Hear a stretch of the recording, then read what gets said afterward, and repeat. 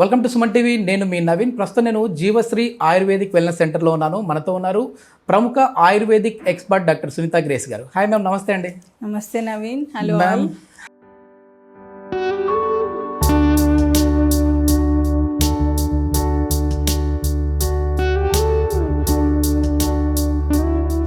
Yes ma'am.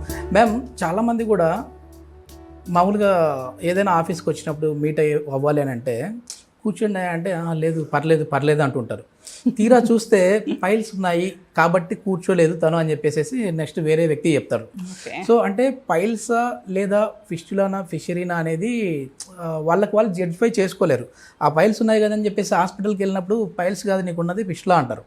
So రెండింటి మధ్య difference ఏంటంటే ఈ మూడింటి మధ్య? చాలా మంచి క్వశ్చన్ అడిగారు మీరు. చాలామందికి దీంట్లో డిఫరెన్సియేషన్ తెలియదు. ప్రధానంగా మలద్వార సంబంధ సమస్యల్లో మూడు ప్రధానమైనవి. అందులో పైల్స్ లేదా హిమెరాయిడ్స్, ఫిషర్ అండ్ ఫిస్టులా. సో ఈ మూడు ఎక్కువ చూస్తుంటాం మనం. దీంట్లో కూడా మరీ కామన్గా కనిపించేది ఫిషర్. ఓకే. తర్వాత ఇన్సిడెంట్స్లో మనం చూస్తే తర్వాత పైల్స్ ఉంటాయి, ఫస్ట్ ఫిషరే. చాలా మందిలో ఫిషర్ ప్రతి ఒక్కరు లైఫ్లో ఏదో ఒక టైంలో ఫిషర్ తోని సఫర్ అవుతారు ఖచ్చితంగా. సో సో ఫిషర్ నానో అంటే ఫస్ట్ దీని లక్షణాలు తెలుసుకుంటే దాంతో ట్రీట్మెంట్ ఆప్షన్స్ నేను తర్వాత చెప్తాను. సో యానస్, ఇట్లా ఇది యానస్ అనుకోండి, మలద్వారం. ఓకే.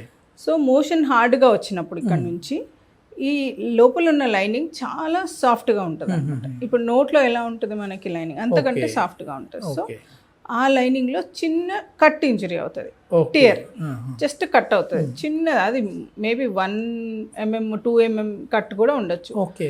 సో ఇది ఈ చిన్న కట్టే అక్కడ ఎక్కువ హైలీ ఏమంటారు బ్లడ్ వెజల్స్, చాలా minute blood vessels and nerves చాలా ఉంటాయి కాబట్టి పెయిన్ ఎక్కువ ఉంటుంది. ఓకే. సో మెయిన్ సిమ్టమ్ వచ్చేసి pain or burning sensation complaint చేస్తారు. సో క్లినిక్ వచ్చిన ప్రతి ఒక్కళ్ళు మేడం నాకు పైల్స్ ఉన్నాయి అని చెప్తారు. వాళ్ళే చెప్తారు, వాళ్ళకి తెలియదు కదా. సో పెయిన్ కూడా పైల్సే అనుకుంటారు, అది కాదు. So pain and burning sensation ఉంటుంది. మోషన్కి వెళ్ళినప్పుడు వాళ్ళకి హార్డ్ స్టూల్ వలన చిన్న కట్ ఇంజరీ అవుతాం, దాని పెయిన్ బర్నింగ్ సెన్సేషన్ ఉండటం, బ్లీడింగ్ చాలా తక్కువ ఉంటుంది. 1-2 drops మోషన్ వెళ్ళేటప్పుడు కానీ మోషన్ అయిన తర్వాత కానీ 1-2 drops పట్టడం, లేదా మోషన్ కంటుకుని ఒక లైన్ లాగా రావటం. ఇది ఫిషర్ మెయిన్ లక్షణం. సో ఇది ఫిషర్ ఇబ్బంది. సో ఫిషర్ ఎందుకు వస్తుంది? కాన్స్టిపేషన్, మోషన్ ఫ్రీగా లేకపోవడం. ఈవెన్ 1-2 inches మోషన్ హార్డ్గా వచ్చినా కూడా ఫిషర్ ఖచ్చితంగా అవుతుంది. ఓకే. కాన్స్టిపేషన్తో పాటు డయేరియా, ఎక్కువ సార్లు మోషన్, ఇప్పుడు గట్లో ఏదైనా వేరే హెల్త్ IBS ఇట్లాంటి ఇష్యూస్ ఉన్నా, ఇన్ఫెక్షన్స్ ఉన్నా కూడా, లేదా కంటామినేషన్ ఏదైనా అయినా కూడా ఈ డయేరియా వస్తుంది. ఎక్కువ సార్లు మోషన్ వెళ్ళాలి, ప్రెషర్తో వచ్చే మోషన్. ఓకే. ఓకే. ఈ లూజ్ మోషన్ కూడా ఒక్కొక్కసారి ప్రెషర్తో వస్తుంది. ఆ ప్రెషర్ కూడా అక్కడ ఇంజరీ కాజ్ చేస్తుంది.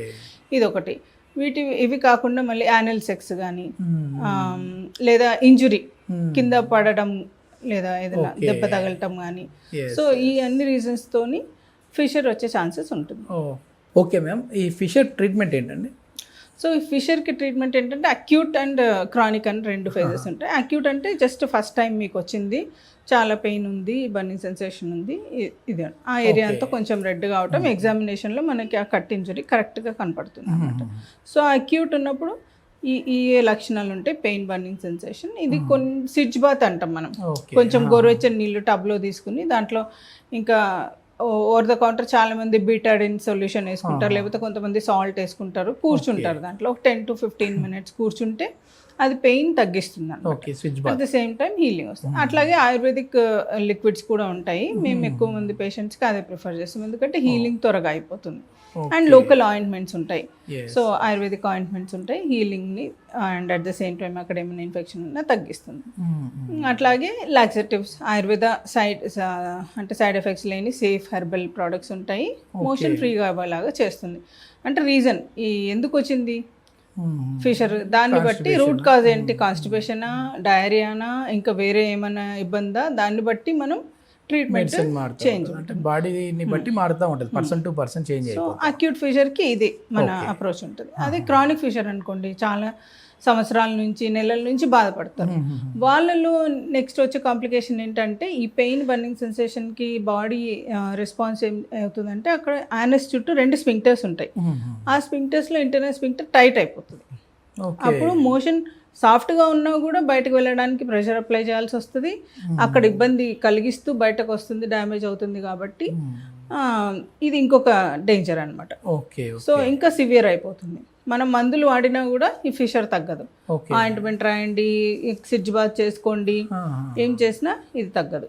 ఓకే. ట్రీట్మెంట్ ఏంటి మ్యామ్ దీనికి? సో దీనికి చిన్న ట్రీట్మెంట్ ఉంటుంది. జస్ట్ ఇంతకుముందు ఏం చేస్తారు, యానల్ డైలేటర్స్ అని ఉంటాయి అనమాట, కోన్ లాంటివి, అవి సైజెస్ ఉంటాయి. వాటిని రోజు కొంచెం జెల్ లాంటిది అట్లా వేసుకుని, ఆయిల్ కానీ జెల్ కానీ లూబ్రికేషన్తో ఒక్కొక్క సైజ్ పెంచుకుంటూ చేసేవాళ్ళు. కానీ ఇది మళ్ళీ ఫిషర్ వచ్చినప్పుడు మళ్ళీ నార్మల్ అయ్యారు, బ్లడ్ వచ్చే మొదలెట్ట అన్నట్టు మళ్ళీ వస్తుంది అనమాట. సో ఈ క్రానిక్ ఫిషర్కి ఖచ్చితంగా సర్జికల్ అప్రోచ్ చాలా అవసరం. దాంట్లో మన ఈ డైలేటర్స్ పాత పద్ధతి అని చెప్పాను. సో ఈ టైట్ అయిపోయిన స్పింక్టర్ని మనం లేజర్తో కానీ లేదా ఒక చిన్న సర్జికల్ ఇన్స్ట్రుమెంట్తో మనం కొన్ని ఫైబర్స్ని మనం ఇది చేస్తాం, ఆబ్లేట్ చేస్తాం. సో దానివల్ల చేసిన తర్వాత మళ్ళీ రాదా అండి? అదే చెప్తున్నాను.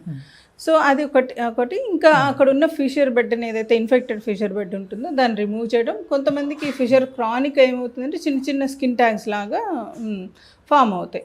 సో వాటిని కూడా మనం తీసేయచ్చు అనమాట. అగ్నికర్మ, క్షారకర్మ, ఇలాగా చాలా మెథడ్స్ ఉన్నాయి which are safe and effective and even WHO recognised treatment options. So వేరే సిస్టమ్స్తో కంపేర్ చేస్తే మన అప్రోచ్ చాలా బాగుంటుంది అండ్ ఎక్కువ లాంగ్ రిజల్ట్స్ ఉంటాయి అన్నమాట. ఆయుర్వేదంలో అసలు జీవశ్రీకి ఉన్న బ్రాండే అది వేరండి. ఎందుకంటే ఎక్కడ చూసినా కూడా ఇప్పుడు ఆయుర్వేదిక్ ఎక్స్పర్ట్స్ అంటే మెయిన్ జీవశ్రీ కనపడతా ఉంది. సో ఓకే మ్యామ్, నెక్స్ట్ వచ్చేసేసి పైల్స్ గురించి చెప్పాలంటే ఏం చెప్తారు? దాని సింటమ్స్ ఎట్లా ఉంటాయి, ట్రీట్మెంట్ ఏంటి? పైల్స్ అంటే నథింగ్ బట్ స్వెల్లింగ్, అంటే యానస్లో ఉండే రక్తనాళాల్లో వాపు. ఓకే. సో ఇందులో కూడా గ్రేడ్స్ ఉంటాయి అన్నమాట. దీనికి రీజన్స్ ఏంటంటే సేమ్ కాన్స్టిపేషన్, ఎక్కువ కూర్చొని ఉండే వాళ్ళలో, సెడెంటరీ లైఫ్ స్టైల్ ఉన్న వాళ్ళలో, అంటే కూర్చుని ఎక్కువ పని చేసే వాళ్ళు, సాఫ్ట్వేర్ ఎంప్లాయీస్లో ఎక్కువ చూస్తాం, పెద్దవాళ్ళల్లో ఎక్కువ చూస్తాం, ప్రెగ్నెంట్ ఉమెన్లో ఎక్కువ చూస్తాం. ప్రెగ్నెంట్ ఉమెన్లో ఏంటి, హార్మోనల్ చేంజెస్తో పాటు లోపల కడుపులో బిడ్డ పెరుగుతూ ఆ ఏరియాలో ప్రెషర్ పెరుగుతాం మూలాన అక్కడ ఉన్న వెజల్స్లో స్వెల్లింగ్ స్టార్ట్ అవుతుంది అనమాట. సో ఆ స్వెల్లింగ్లో కూడా గ్రేడింగ్ ఉంటుంది. ఇప్పుడు ఫస్ట్ గ్రేడ్లో లోపలే ఉబ్బి ఉండి బ్లీడింగ్ అవ్వటం, రెండో గ్రేడ్లో ఏమవుతుంది, బయటికి కనపడుతూ ఉంటాయి, అంటే వాష్ చేసుకున్నప్పుడు అక్కడ ఏదో సాఫ్ట్గా తగులుతూ ఉన్నట్టు ఉంటుంది, ఒక చిన్న గ్రేప్ లాంటి సైజు. థర్డ్ గ్రేడ్లో లోపలికి అంటే నెట్టే కానీ వెళ్ళవు, ఫోర్త్ గ్రేడ్లో బయటకే ఉంటాయి. సో ఇలాగ గ్రేడింగ్ ఉంటాయి అనమాట. సో ఫస్ట్ అండ్ సెకండ్ గ్రేడ్లో మనం ట్రీట్మెంట్ ఆప్షన్స్ ఉంటాయి, మెడిసిన్స్ ఇస్తే తగ్గిపోతుంది. కానీ థర్డ్ ఫోర్త్ స్టేజ్లో మనం ఖచ్చితంగా సర్జికల్ ప్రొసీజర్, దాంట్లో కూడా safe and effective ayurvedic procedures ఉన్నాయి. క్షారకర్మ అని లేదా అగ్నికర్మ అని, వీటితో ఆయుర్వేదిక్లో కూడా సర్జరీ ప్రొసీజర్ ఉన్నాయి. ఓకే. సర్జరీస్ కనిపెట్టిందే ఆయుర్వేదాచార్య సుశ్రుతుడు.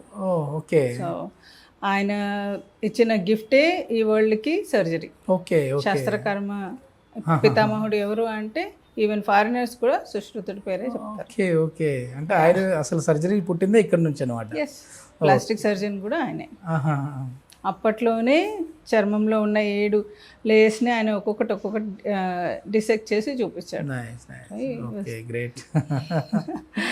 సో అలాగా లాస్ట్ వన్ ఫిస్టులా, అంటే ఈ మూడింటి మధ్య ఉన్న డిఫరెన్స్ గురించి చెప్తా ఉన్నాం కాబట్టి మనము. సో ఫిస్టులా అంటే ఏంటి, ఎట్లా దాన్ని ఐడెంటిఫై చేయాలండి, దేనివల్ల వస్తుంది? ఫిస్టులా లేదా భగంధరం అంటాం ఆయుర్వేదంలో.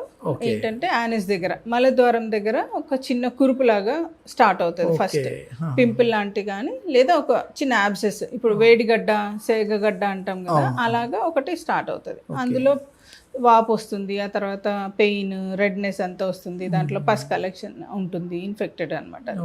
సో అది ఏమవుతుంది, దగ్గరలో ఎక్కడో ఒక దగ్గర ఓపెన్ అవ్వాలి, లోపల యానస్లో ఓపెన్ అవుతుంది ఒక దారి, బయట స్కిన్ మీద యానస్ చుట్టూ ఎక్కడో ఒక దగ్గర ఓపెన్ అవుతుంది. సో ఈ యానస్ లోపల నుంచి బయట ఉన్న ఓపెనింగ్కి డిస్టెన్స్ని బట్టి అండ్ లోపల అది ఎలా తిరిగింది, ఇప్పుడు డైరెక్ట్గా ఓపెన్ అయిందా, ఇట్లా తిరిగి ఓపెన్ అయిందా, లోపలికి వెళ్ళిందా, పైకి ఇంకా వేరే వేరే బ్రాంచెస్ పెట్టుకుందా, ఇలాంటి వాటిని అన్నిటిని కన్సిడర్ చేస్తూ దాంట్లో గ్రేడింగ్ ఉంటుంది అనమాట.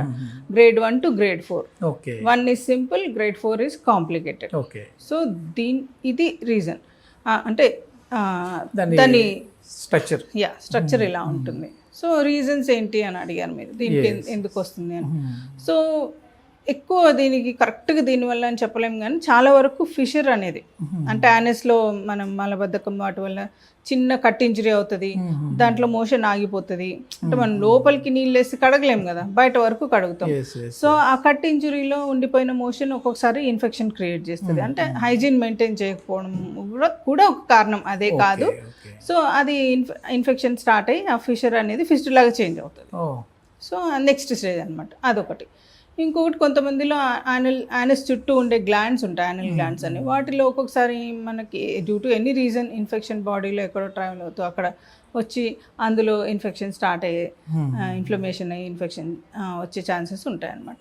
సో రీజన్స్ డిఫరెంట్ ఉండొచ్చు. కొంతమందిలో క్రాన్స్ డిసీజ్ అంటాం మనం, అంటే కడుపులో పేగుల్లో వచ్చే ఒక డిసీజ్ అనమాట. సో అది ఆటో ఇమ్యూన్ డిసీజ్. దానివల్ల కూడా ఈ ఫిషర్స్ అండ్ ఫిస్టులాస్ చాలా మందిలో కనపడతాయి. సో రూట్ కాజ్ ఇక్కడ ఉంది, కడుపులో ఉంది, పెద్ద పేగు. సో అవి మనం ట్రీట్ చేసుకుంటే ఇది యూజువల్గా హీల్ అవుతాయి. అంటే రెండు కలిసి ఉంటాయి. సో దీనికి మెయిన్ అప్రోచ్ కాదు, అక్కడ అప్రోచ్ చేయాలి. సో ఇలాగ డిఫరెంట్ ఉంటాయి. మనం మొత్తం వాళ్ళ సిమ్టమ్స్ని బట్టి వాళ్ళు చెప్తారు హిస్టరీ. సో ఆ హిస్టరీని బట్టి మనం దానికి అండర్లైన్ కాజ్ ఏమై ఉంటుంది. ఓన్లీ కాన్స్టిపేషన్ అని సింపుల్గా తీసేయాలి, దాని వెనుక పెద్ద గొయ్యే ఉండొచ్చు. సో దాన్ని అంతా తవ్వి వాళ్ళకి ఎక్స్ప్లెయిన్ చేసి మనం ప్రాపర్గా ట్రీట్మెంట్ ఇవ్వడం అనేదే మేము పెట్టుకున్న ప్రోటోకాల్ అని. ఓకే. అంటే ఇప్పుడు కోత సర్జరీ లాగా ఉంటుందా అంటే మీది ఎట్లా ఉంటుంది? ఓకే, అది ఏంటంటే ఇప్పుడు యూజువల్గా అందరు లేజర్ అని లేజర్ క్రేజీగా అయిపోయింది. లేజర్ మేము యూజ్ చేస్తాం కానీ జస్ట్ ఏమంటారు ఎక్కువ ఉండి కాకుండా మనం చేసుకుంటాం. సో ఇందులో ఫిస్టులాలో కింగ్ ట్రీట్మెంట్ అంటే క్షారసూత్ర. ఓకే. క్షారసూత్ర అంటే ఒక మెడికేటెడ్ థ్రెడ్ అనమాట. క్షారం అంటే మెడిసిన్స్తోని మనం అది పెద్ద లెబోరియస్ ప్రాసెస్. ఒక 7 days నుంచి 1 month పడుతుంది మనకి. అంటే ఈ మెడిసిన్ ప్రిపేర్ చేయటం, ఆ దారం మీద పూతలు వేయటం, ఈ 21 coats వేస్తాం మనం, 7 to 21 coats. రకరకాల హర్బ్స్ మిక్చర్ ఉంటుంది అనమాట. అది కూడా వాటిని చాలా స్టేజెస్లో ప్రిపేర్ చేస్తాం.